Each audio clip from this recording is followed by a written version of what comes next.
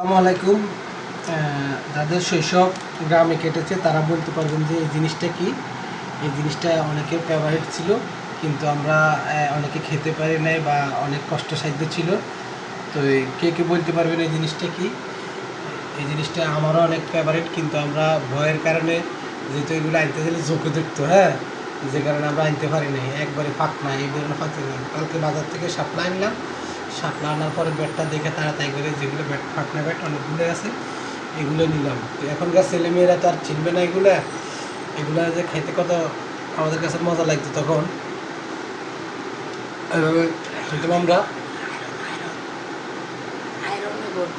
এগুলো মোটামুটি ভিটামিনও আছে, এগুলো অনেক আয়রনও আছে। এখন যারা ছেলে মেয়ে এগুলো তারা চিনবে না বা মাঠে পাবেও না।